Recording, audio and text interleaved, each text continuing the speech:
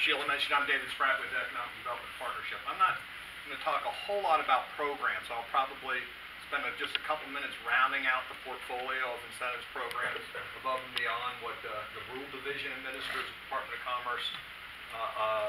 But really, I'm going to pull the curtain back a little bit around the process that goes along with considering projects for incentives, ultimately through the decision points, the information needed in that process on how those decisions are made, ultimately up to an award and an announcement. But let me take this opportunity, as I always do, to take 1 second to make sure everybody understands who the Economic Development Partnership in North Carolina is, my organization. Very simply put, we were spun out of the Department of Commerce a little over 4 years ago, and we worked back on a single contract to the state through the Department of Commerce. So we were moved out, but we were moved 5 degrees outside of state government, and that our sole contract is back to the Department of Commerce. About half of the folks in our shop now, 4 years after the fact, are still legacy Department of Commerce employees that came over when we were spun out in October of 2014. I think it's important for everybody to understand what we do and what we don't do at the Economic Development Partnership, though. We do more than most might think. Really kind of 5 core functions were moved out of the Department of Commerce into the Economic Development Partnership and reside there now. Just so you know, kind of scale of things, we have about, it varies a little bit, but between 65, 68 employees. We're based in Cary, but we have some folks out in the regions as well. So that's kind of the scope of it. What we handle is small business support. That's primarily done in our shop through what's called BLINK, or Business Link North Carolina. It is at its core, it's a call center. It's a resource for mostly small and micro businesses to call in, typically around questions of incorporation, taxation. How do I file to get my certificate? How do I file sales tax? How do I incorporate? What are the rules around opening a beauty salon or a child care facility? Those types of things. But we get a lot of calls. I think last year it was something around 17,000 calls in and out that small group of 4 to 5 people handle. We also handle existing industry support. So we have a team of existing industry managers. Robin Hauser is your representative in the Southeast. She's here with us, but they are located in each of the 8 opportunity zones. Each of the prosperity zones. Opportunity zones is a whole other thing. Each of the prosperity zones around the state. And they are housed with some synergy in state government with Department of Transportation often, sometimes with community college as far as office space goes there. So small business support, existing industry support, trade assistance as well, where we help North Carolina companies explore and expand their export out of the United States. And then what most people don't realize, or a lot of people don't realize, is the state's entire travel and tourism effort was moved out of the Department of Commerce and sits within the Economic Development Partnership. So Visit NC and travel and tourism, including film, reside in our organization. And then last but not least is what I do on a daily basis, which is business development and business recruitment. So I manage a staff altogether of about 15 people, split almost half between business development, which is the front end, shaking of bushes to identify potential prospects, companies that might be positioned to grow, and we'd like them to grow in North Carolina, either relocate or grow from internal. So they shake the bushes. As soon as it becomes a project, our project management team or business recruitment team works that, and I manage those. I primarily focus my efforts on the business recruitment side, the actual project management side, bird in hand activity. So that's my little spiel on who we are and our relationship with the Department of Commerce. Key thing to understand around incentives is we at the Economic Development Partnership do not manage the incentives programs. We do not make the decisions around it. We don't administer the programs. We are the shepherd for the company, their consultant, unit of local government in North Carolina that they're being considered to get that project through the process with the Department of Commerce. And ultimately, the Department of Commerce or whatever governing board is responsible for those programs makes the decisions. And so we're really the conduit into those programs. We work extremely closely, and I probably spend, I'm not kidding, 50 to 60% of my time working specifically just directly with the Department of Commerce on that. So, Kenny told you about a lot of the programs, not about all the programs that are in the rural division at Department of Commerce. Infrastructure, building reuse primarily. The programs you hear about the most, though, are the state's two discretionary programs. The One North Carolina Fund and the Job Development Investment Grant. I spent a whole lot of time in the details of those, but we'll spend some time on the process that goes with those programs. The One North Carolina Fund has been around since the dawn of time in North Carolina as far as incentives go, under a bunch of different names, Governor's Competitive Fund and others. Been rebranded One North Carolina about 15 years ago. But in its essence, it's a cash for jobs program. It's based on job creation, and although it's not statutorily laid out, it's pretty formulaic, and it's typically around $1,000 per job if it qualifies and gets approved. In Tier 3, I'll put a footnote on that and come back to that in a second, 2,000 in Tier 2 and 3,000 in Tier 3. That said, that program is not being used in Tier 3 in practice right now. I think we did one grant in Tier 3 county because it was in a pretty rural spot of a Tier 3 county in the last year, but that program is, at its essence, been targeted for just Tier 1 and 2 communities. Then there's the Job Development Investment Grant Program. This is the one that you read about when you read about the 1,000 job projects in Wake County, or a 300 job project in Brunswick County, or even a 150 job project in a smaller Tier 1 county. We do about 20 to 25 of those grants a year statewide. So that's really reserved, for budgetary reasons, reserved for the highest impact projects. And typically the threshold for even consideration for that is at least 100 jobs in a Tier 1 county, 150 in a Tier 2 county, 200 in a Tier 3 county, or 250 in Wake, Mecklenburg, or Durham. So although the law doesn't set up a Tier 4, in practice there is a Tier 4 in our world, and that's the Raleigh-Durham Charlotte market, specifically Wake, Mecklenburg, and Durham counties. Okay? That program, as Kenny kind of mentioned a little bit about, is based on a percentage of the state income tax, personal income tax withholdings that's generated by the new employees that are hired. Okay, percentage of that goes back to the company, a portion on an annual basis up to 12 years, and then a portion of that is peeled off and put into the utility account to serve projects just for Tier 1 and 2 to get them ready, infrastructure primarily projects. Okay? That's at the very high level, the programs that the state has. What the state doesn't have, that most other states do have, and I think it's important to point this out, are tax credits. We used to have a portfolio of tax credits for job creation, investment, headquarters, research and development, all sorts of other activities. When comprehensive tax reform really kicked off and things were done to lower corporate income tax, personal income tax, all taxes, those were eliminated as a trade-off, basically, for lowering the tax rates. The reality behind that is that's honestly been great for us.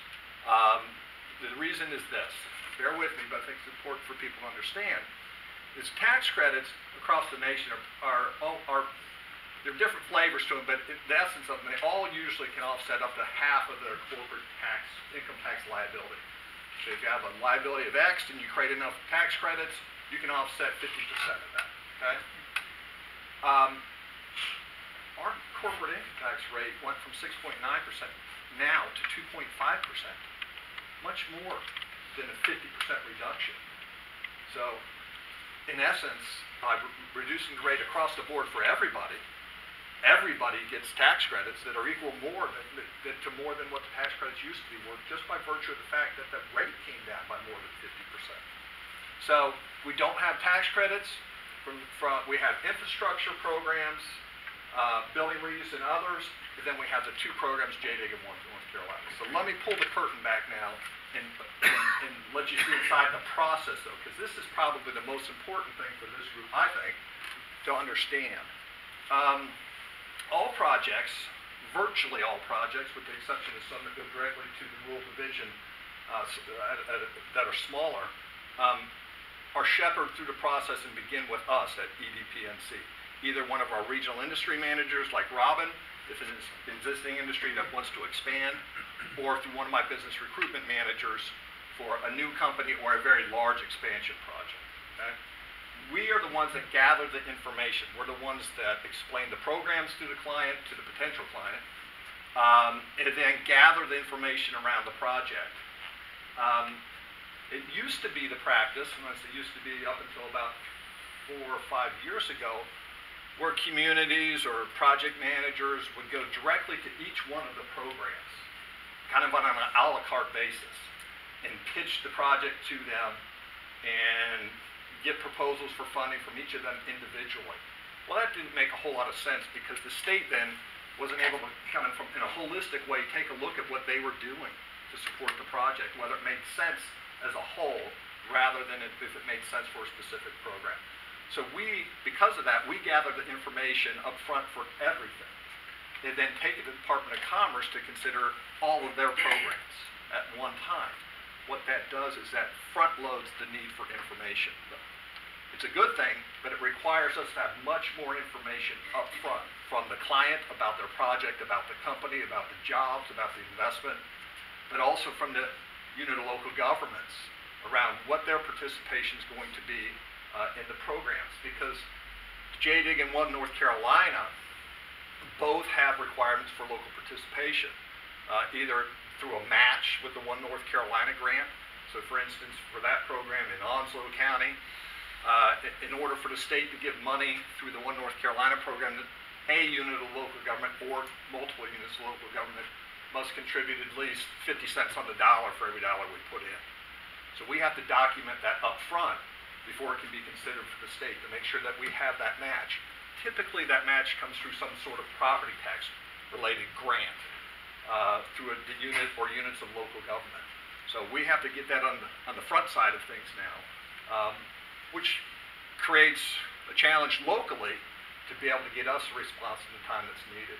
I think it's important also to understand kind of the process, project-related economic development process, and the evolution of that over the last 15 or 20 years. Because information is available to everybody instantaneously, the timeline for project work has compressed dramatically. What used to take 4 or 5 months on the upfront to identify potential real estate, to understand infrastructure needs, to understand workforce demographics. We used to shepherd all that with the company. It would take 3, 4, 5 months to do that up front. We get to know them really well. That's being done from a desktop perspective by the client before they even reach out to us a lot. A lot of times specific communities are identified in specific states because of that desktop review, available real estate. We take a look at the workforce demographics and whittle it down before it even comes to us. So our timing has been compressed dramatically. Oftentimes we'll get a client that comes in to ask for or request information. They already know about the workforce, at least they think they know about the workforce, and property up front, and they jump straight to incentives then. And then we may get a request in that they have they would like a proposal from us within typically 7 to 10 days, if we're lucky 14 days. We get them all the information they've asked for, including the incentives part. So we've got to gather all the information that's needed, put it through the Department of Commerce, get them to evaluate it, approve what's appropriate and necessary, prepare the proposal, and part of that information gathering requires us to get information from units of local government around their participation, around their support. Do they want this in their community? Do they not want this in their community? So time compression is one of our biggest challenges right now on that front. And it's important to know that the programs, the 2 discretionary programs, require local participation. I will stop there and say that we are not usually, and very rarely ever in a position of advocating the locals to do anything. We just simply need to know what they're going to do in order to figure out what we can do at the state level or what we should do at the state level. I would say that it is important for leadership to understand that the community supports the project and supports it through dollars to some extent if the state's going to put significant dollars into it. Okay. The process itself for for reviewing the project with Commerce is on a weekly basis. I'm actually the person that takes every project to the Department of Commerce on a weekly basis. So we gather this information, package it up, take it to the Department of Commerce on a weekly basis. I meet with staff from all the programs at the Department of Commerce, walk through the project, they ask questions, we get feedback, and then we might, for the next day or so, gather additional information as needed. Then we take it to senior management the following day at the Department of Commerce, including the secretary and his senior management, for them to evaluate the project, listen to what our position on the project is, understand what the locals are doing, and decide what they're going to propose to do. Typically, it comes to a written incentives proposal that goes to the client, and then the process moves forward. Okay. I'd like to pause there and kind of step out instead of sitting down and asking for questions. Are there any questions about that process itself, though? I think that I'll go back and stress a couple of things. It's the timing. I have a question. Yeah, please. I mean, the process starts at your initiative or at the initiative of some business activity willing to relocate it to North Carolina or relocate inside North Carolina? Right. I mean, how does the process start? Well, one of two ways. The vast majority of the time, the company reaches out to us, the state. It may be to the Department of Commerce, may be to EDPNC, typically EDPNC. Sometimes they reach out locally. They may identify a community, or they may be already in a community, and they reach out to the local economic development person, the Sheila in Onslow County or someone like that. So it usually comes into us. Our business development group that I mentioned earlier, that's shaking the bushes out there, will find projects as well. And then they come in really through our effort up front to identify them, and that project will come into that business development manager who has that relationship. But It's like a marketing function? Yeah, it's exactly what it is. It's an upfront sales identification function.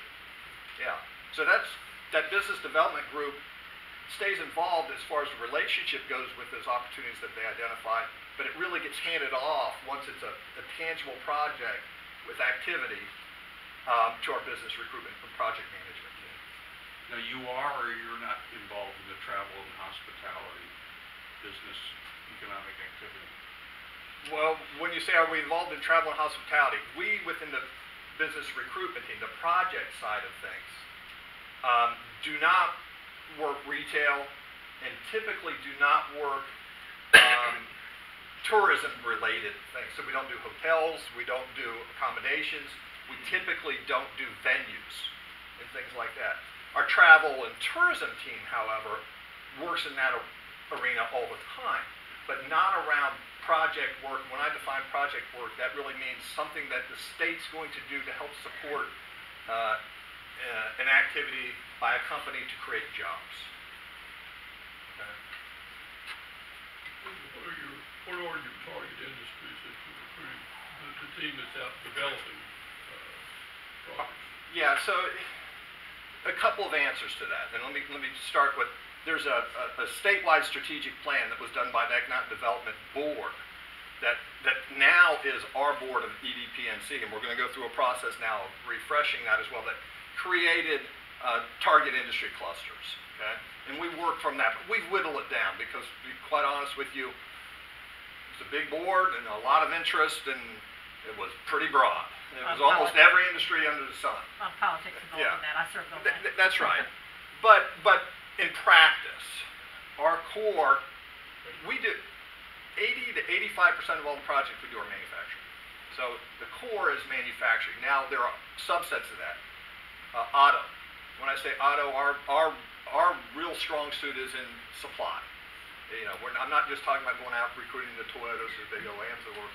Automotive suppliers, especially in the western part of the state, just because of proximity to the OEMs. Advanced manufacturing, primarily metalworking. We do a lot of CNC type of stuff. We have some strengths around the state in that area. aerospace, again, supply network that goes with aerospace. Distribution in certain areas of the state that makes sense for distribution. Life sciences, now we're starting to creep into more urban areas. The Wilsons, the Greenvilles, the Raleigh-Durhams, Winston-Salem, Greensboro, to some degree Asheville. Life science is a target for us. But our bread and butter, our meat and potatoes, whatever you want to say, the vast majority of our work, vast majority of the jobs associated at the end of the day, job commitments, are in core manufacturing. Some of the challenge that goes with that is, it's pretty interesting to see the data, but the number of jobs relative to an investment over the last 15 years that goes along with the manufacturing projects we see is remarkably lower. What might have been one job for X amount of investment is now 0.2 jobs for X amount of investment. Our focus at the state level is primarily, if not almost entirely, on jobs. That's frankly where the state generates the revenue on the job side of things versus the locals that generate the revenue through the investment side of a project, property taxes primarily. Okay? So what kind of jobs? Low-skilled manufacturing jobs, putting cops on bottoms? No, in fact, the programs themselves, the incentives programs, all have well, at a minimum, an average wage requirement. So that is, at a minimum, the county's average wage. So typically, no, it's not low-end assembly because those jobs typically don't meet the average wage of the county. We can't incent them. We'll work those projects, but because of that, we don't see as many of them because the incentives on the incentive side, they're not there. We'll support them to help identify areas that are good fits for them, help them identify their workforce, help them identify the distribution channels and partners they may need there, but they don't go through the incentives process. So, that's typically more advanced manufacturing, which requires skill set. And at the core of project work for us, our two biggest challenges are workforce, not only availability because of the tightness of the market now, but it's the skill level of workforce, and two is product availability. We don't have a place to put these projects that may be interested in the area. Buildings, ready-to-go sites, fully served infrastructure, ready-to-go sites. So those are our two biggest challenges.